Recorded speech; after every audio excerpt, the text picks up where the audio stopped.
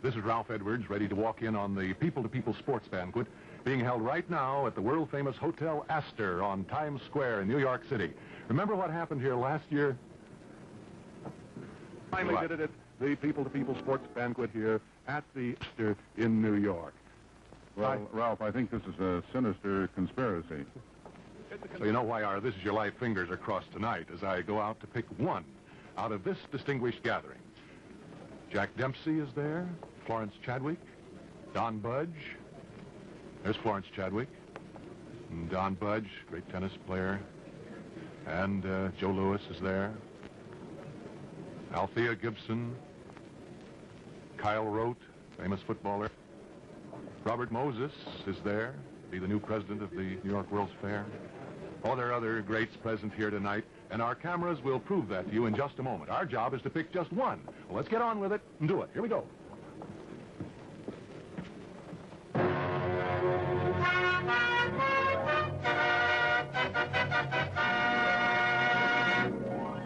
This is your life. So this is your life himself, Ralph Edwards. Hey. Good evening, ladies and gentlemen. Thank you, Bob Warren. Hello, everyone. I know that most of you, many of you, knew that we're going to do This Is Your Life here from the people-to-people sports banquet tonight. But we didn't say just who it was, and I don't think more than one or two here know who it's going to be. Now, there are so many deserving people here. How can you pick just one? Well, we thought we would do this. We thought that we would just pick the champion among champions. And so, it will be you. Joe Louis, tonight, this is your life. Oh, hello. How are you? Now, look, did we really surprise you? You really did. Joe, in our time, there have been many great heavyweight champions, but two, perhaps more than any others, captured the imagination of the American public. Now, you were certainly one of those. Here's the other, Jack Dempsey, right here. Congratulations, Joe. Oh, it couldn't happen to a smaller fellow. oh thanks, Jack. Now, you, of course, never fought, Joe, Jack. No, I was lucky because Joe came along after my time. But we could have made a great battle, though. But, Joe, tonight is your life, and congratulations. It's going to be wonderful because I know Ralph surprised me about 1957. What a night it was. Purple, Carpenter, Fred Folk, and all the others. But let me warn you about this fellow. Keep your guard up at all times because you never know what's going to happen. Incidentally, Ralph, who we got back in the big black book out there? Now, I'm going to duck that you just threw at me there. If you'll come with me, though, Joe, to our stage, we'll soon find out. And Jack Dempsey, thank you. One of the great greats here. Jack Dempsey, whose life we have done. All right, oh, and Joe, I wanted to say this, too. A very special bow to Colonel Eddie Egan.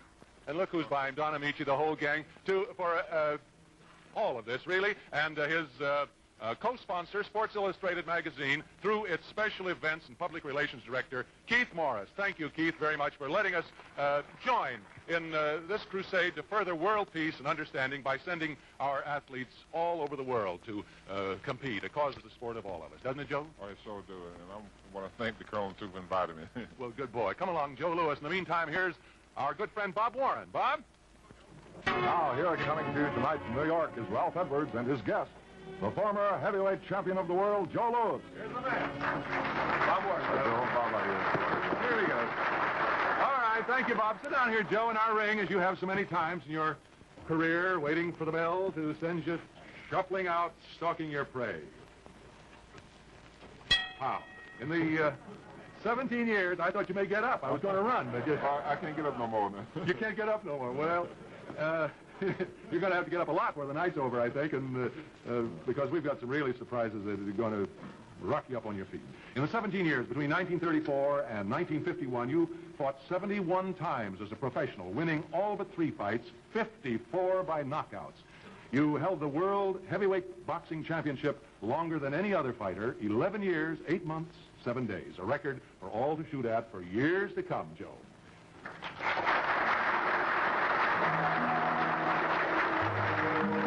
Now, to get all the answers in your case, Joe, find out what makes a champ, let's go back to 1914, May 13th, your birth date. Where were you born, Joe?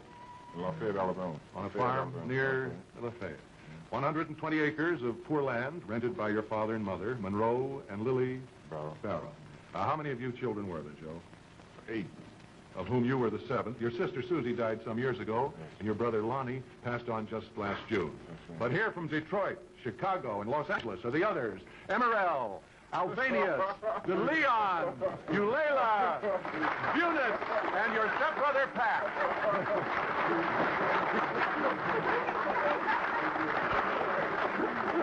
Crowd in there around him. Kick the stool back and get right in close to him there. That's the old fire. Now, doesn't really remember his father. Does he, Emerald? No. Dad was very hard when Joe was a baby. But Dad came very ill and was sick and was hospitalized, and Joe never saw him again. Yes, he died, actually, before Joe remembers him, I guess. For a while, your mother tried to work the farm herself, didn't she, Albanius? Yes, that's right. We all kids pitched in and tried to help all we could, but it was quite too much, too hard to make a living. Then, in 1922, when you're 8, Joe, your mother marries Patrick Brooks, a widower and a family friend, and that's where you come into Joe's life, Pat. That's right, Ralph. That's when we all moved into Camp Hill, Alabama. Mm-hmm. And Joe started school there. Well, what kind of a school was it there in Camp Hill, Joe? Well, there was a little one-frame school there, one-room building, and in fact, I was there about 4 or 5 years ago, and it's still standing there. Well, was there anything about Joe as a boy that showed he would someday be a great champion in the ring, De Leon? I hardly think so. He could run faster than most boys. He was bigger than himself, but Joe was mostly quiet and stayed to himself. Yes. Well, now, is that right, Eulalia? Oh, yes, Ralph. I used to lick it myself, never dreaming I think you still can. never dreaming he had that much power, though, Ralph, or I never touched him. Oh, but not. As a boy, did Joe get into scraps with the other boys at school, Eunice? Never. Joe really didn't like fighting. He was good to everyone. Later, when he became champ, he helped all of us. He sent me through Howard University and the University of Michigan so that I could become a teacher. He also helped to send 5 nieces and nephews through college. And once when Eulalia was very ill for a long time, he saw that she had the very best medical care possible. He bought us cars and homes and set his brothers up in business. But most of all, Ralph, he looked after Mother and Dad and saw that they had the best of everything during the rest of their lives. But back here in 1925 in Camp Hill, Alabama, Joe, your stepfather decides the opportunities for making a better living for his family are greater in the booming northern city of Detroit. And he gets a job there as a carpenter for the city, and a year later sends for all of you. Now, you, Joe, are 12 years old. Where did you go to school there in Detroit? Do you remember, Joe? First school at Duffield. Yes. And then you went to a trade school. Yeah, Brownstone Trade School. To prepare yourself for a job at one of the automobile plants. But your mother had equal ambitions for you, didn't she? She showed that she wanted me to become a violin player.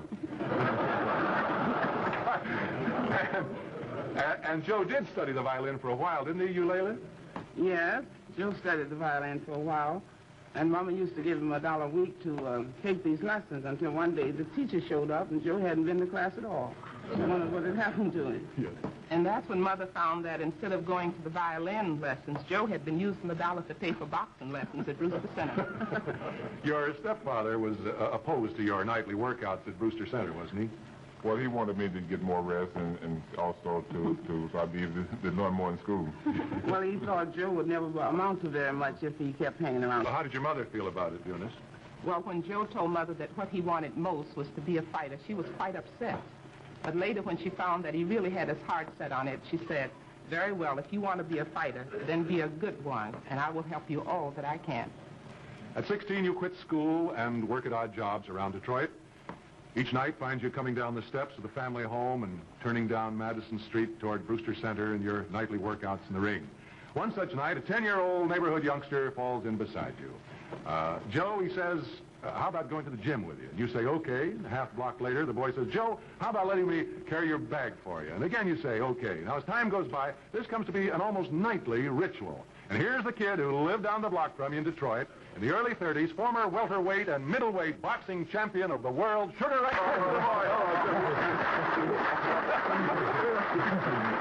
You can take it. Go ahead. You can take it. Ralph, most every boy has an idol, and honestly, I'm so proud to say that Joe was my idol, and still is.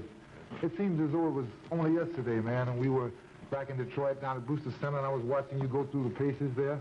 Boy, was I fascinated. He can always punch, Ralph. Yeah, I heard that. Then my parents moved to New York, and I lost contact with Joe. I didn't hear from him again until, I think it was 1935 when he came to fight Conera. And I started up to the training camp at Pompton Lakes, watching this guy again, banging the bags around and his sparring partner. Gee, I'm telling you, I wanted to be so like this guy. Gee, but everything I learned about boxing, all of the good, clean habits and training hard and clean living, I honestly learned from Joe. And I say, there's another thing. You know, if it hadn't been for you, I just might not have been a fighter. Prize fighting. But you're the greatest.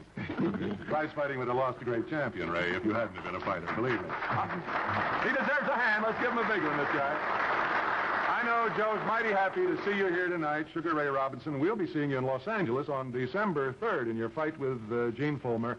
And our thanks again, too, to you and to sisters and brothers here, Emerald, Alvanius, DeLeon, Eulalia, Eunice, and Pat. Thank you very much. Now, in a moment, Joe Louis, we'll trace your ring career from your first amateur fights to the world crowned and beyond. Lots more surprises for you and for all our viewers. But first, here again is our good friend Bob Warren. Here again are this is your live host, Ralph Edwards, and former heavyweight champion of the world, Joe Louis. The year, 1932, the place, the Detroit Athletic Club. Now, this is your first amateur fight, Joe, as the middleweight representative on the Brewster Center team. Your opponent is Johnny Myler. Now, how did you make out that night, Joe? Not so good. You got knocked down 7 times. That's right. In 2 rounds, I think. Not yet the Joe Louis the world is to idolize someday, but your instructor at Brewster, Atler Ellis, is far from discouraged. You more than justify his faith by winning your next 13 bouts by knockouts. I saw a lot of Joe in his amateur fights in Detroit, and I was greatly impressed by his potential hitting power. The man who has become your co-manager and lifetime friend and who helped pilot your career to world fame. From Detroit, here's John Roxborough. Here he is. Mr. Roxborough, how did Joe do as an amateur while you were watching him develop? He did all right, Ralph. He's proved to everybody and to myself that he had that hitting power. And 58 of his amateur fights, he won 54 of them, and 43 were knockouts. He had a dynamite left jab, a wonderful, fast, clever left hook that was a real knockout punch, and this right hand, when that connected, it was the absolute, the kiss of death. I was wondering when you were going to get to that. When did Joe decide to turn pro, John? Well, after he was in the inner-city Golden Glove matches in Chicago in 1933, he came to me then, and as a 19-year-old kid, and said, I want to turn pro. I said, okay, Joe, I'll get you a good manager and a trainer. He said, no, just get me a good trainer. You be my manager. I insisted that he gives his brother's permission. Then we called up Julian Black. And here he is, Joe, your good friend and co-manager with John Roxborough, Julian Black of Chicago. Come on down here, fellas, and tell us now, what was the next step, Julian? Well, Ralph, our first big problem was to get the best trainer available we could find. So we were fortunate to get the late Jack Blackburn. And I think that Jack did more for Joe and his entire career and winning the heavyweight title than anyone else in the world. You agree with that, Joe? I agree with that. He was kind of like a father to you. He was. In the fighting years ahead, you and Jack Blackburn, as well as John and Julian here, have your sights set on only one goal, the heavyweight championship of the world. Thank you, John Roxborough and Julian Black. Thank you. Joe, you and all the gang here will get the chance to talk over old times at the party in your honor at the Astor Hotel here, which provided accommodations for our guests and our This Your Life staff members. Well, it took 3 years and 35 fights for you to get a crack at the world title, Joe. You battered your way past such ring stalwarts as Primo Carnera, King Levinsky, Max Baer, Jack Sharkey, winning all but one of those 35 fights, 29 by knockouts. And the only one you lost? I won that one on June 19, 1936, at Yankee Stadium in New York. Yes, he's here, Joe, himself, a former world heavyweight champion from Hamburg, Germany, the Black Ulan of the Rhine, Max Bailey.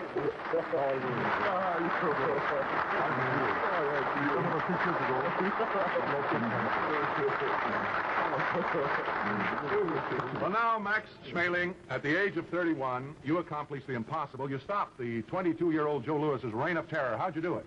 Well, I hope you don't want me to repeat the whole fight story. No.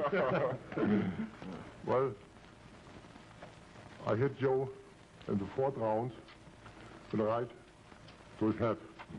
And that was this 7th round. But up to then, it didn't look so very good for me. Joe had a very good left hand, and I couldn't get away from it. But Then in the fourth round, my big chance came. You remember, Joe, I told you, I have seen a half year ago before we fought, I have seen him fighting Paulino, and he made some mistake. He thought his hand is left. Well, I have the chance. When I crossed him, when I hit him right on the chin, well, not on the chin, a little bit higher, and down Joe went. I stopped, I started in my corner. I thought maybe the fight is over, but all of a sudden, Joe got up after a count of 2, very early. Yes, and for 8 more rounds. I was very surprised. But for 8 more rounds, Joe, you stood up to a beating seldom seen in ring history, proving once and for all that you could take it as well as dish it out. Well, he dished it out tonight, too. Well, now, what about this fella? Well, Joe Lewis is a great friend, and he's the biggest sportsman and the finest sportsman I ever met.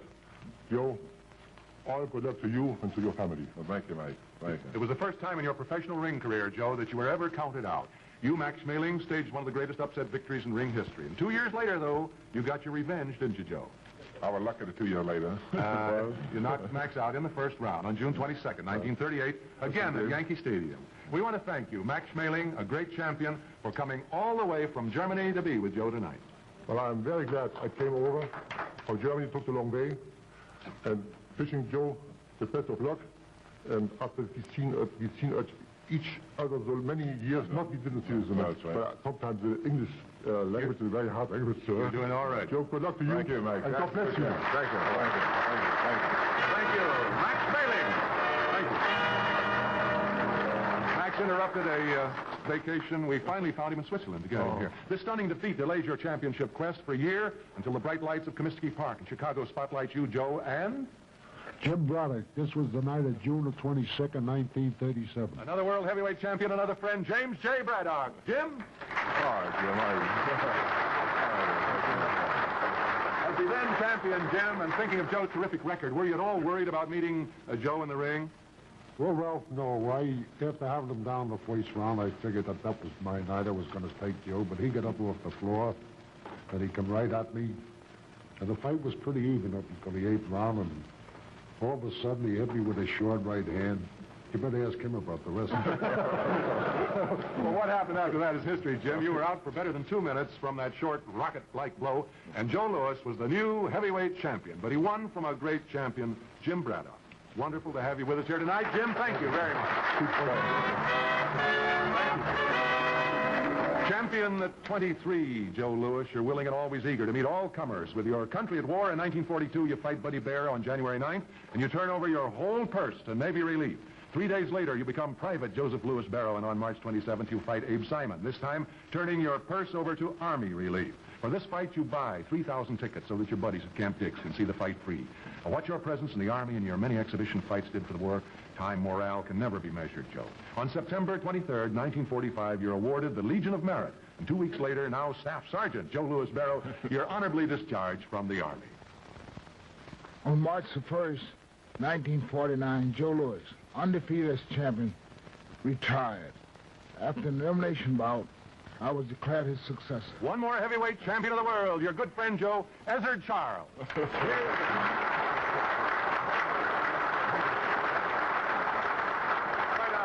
His retirement, Ezzard, Joe suddenly learned that he owed the government a good deal of money, in fact, income taxes, and to meet some of this indebtedness, he decides to return to the ring. So he challenges you, the champion, Ezzard Charles. Yep. Well, we fought in New York on September 27, 1950. It was one of the saddest days in my life. Well, it was. You see, Joe, you had been my inspiration since I was a kid. I knew how badly you needed to win, but I was the champion now, and I had to defend my title. And I had to do my best to keep it. With anybody else in the ring, it would have been a great night for me, but with Joe Lewis, well, I wanted to cry when the announcer came at the end of the 15th round that I had won the decision.